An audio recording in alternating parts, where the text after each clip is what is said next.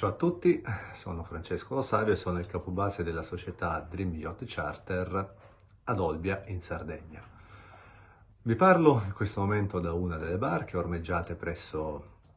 il nostro pontile, un pontile privato, dedicato, costruito appositamente per la società, e che viene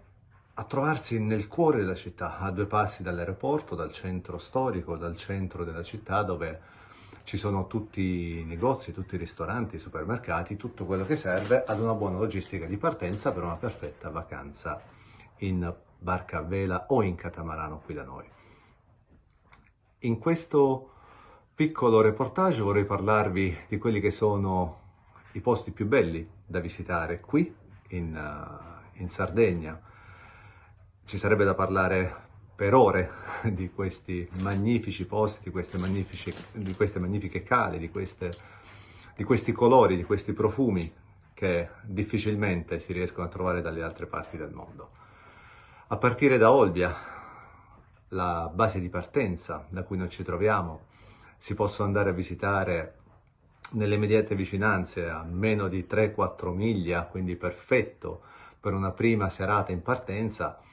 e una cala moresca, un approdo come la rada davanti al Golfo Aranci, per trascorrere magari la prima serata anche, volendo, a terra in un fantastico paese che nel periodo estivo propone ogni sera qualcosa di diverso, delle sagre, dei concerti, qualunque cosa possa essere interessante per dare un'esperienza maggiore a quella che è la vacanza in sé. Di fronte a Golfo Aranci c'è l'isola di Tavolara con le sue piscine, con la spiaggia di Spalmatore, l'enorme rada di Spalmatore, ben ridossata e con una sabbia bianchissima sul fondo e con praticamente l'assenza di roccia, ideale per trascorrere magari la prima notte e farsi un bel tuffo la mattina successiva prima di proseguire con la veleggiata verso nord. Andando verso nord, tra le altre cale, le più famose che posso nominare, troviamo Cala di Volpe, la Marinella, troviamo il Golfo del Pevero. Sono tutte sulla costa nord-orientale della Sardegna e queste sono fra le più rinomate, ma si associano a queste che sono le più rinomate anche delle cale più piccole, meno conosciute, ma altrettanto belle, come può essere Cala Sabina, come può essere la spiaggia del Principe. Andando sul lato est dell'isola di Caprera, iniziamo ad essere nell'arcipelago,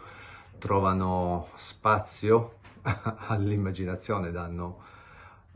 danno uno sprint in più alla vacanza. Cala Portese, Cala Coticcio,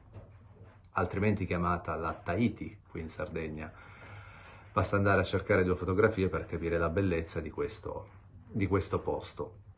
E continuando ancora sulla costa nord dell'isola,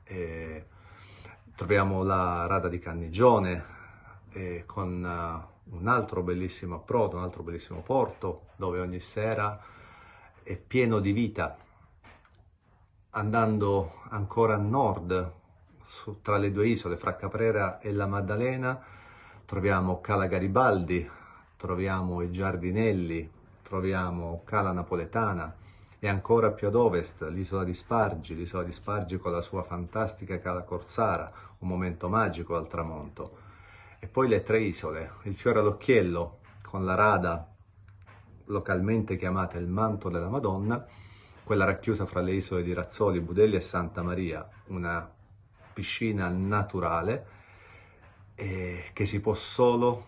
guardare, non si può descrivere, bisogna viverla per comprenderne la bellezza. Intorno alle isole la famosa spiaggia rosa sull'isola di Budelli, Cala Santa Maria, Cala Lunga su Razzoli. Andando ancora più a nord, le 2 isole che fanno parte della Corsica, Lavezzi con la sua Cala Lazzarina, Cavallò con il passaggio della Piantarella, magari da evitare con una barca a vela, perché comunque il fondale non è dei migliori, ma ne vale sicuramente la pena andare a visitare l'Isola Piana con quella che è probabilmente la più grande piscina di acqua salata esistente al mondo, che è appunto l'Isola Piana. Tra i porti meravigliosi da andare a visitare in quest'area troviamo innanzitutto la Maddalena con la sua città, con le sue salite, discese, l'enormità e la vastità dei ristoranti, dei bar e dell'intrattenimento, con la possibilità di fare le escursioni verso l'isola di Caprera, dove troviamo il museo dedicato a Garibaldi. Troviamo Santa Teresa, la città storica, la città fortificata lì in alto, ci si ormeggia al marina e con una bella passeggiata si arriva nella parte alta della città. Altrettanto bella da vedere, ovviamente, è Bonifacio, che da Olbia dista soltanto 45 miglia all'incirca, il cui arrivo, l'atterraggio stesso, rappresenta di per sé un'esperienza unica, assolutamente da fare. Il vento predominante nell'aria è sempre quello del terzo e del quarto settore, mediamente tra nord-ovest e nord.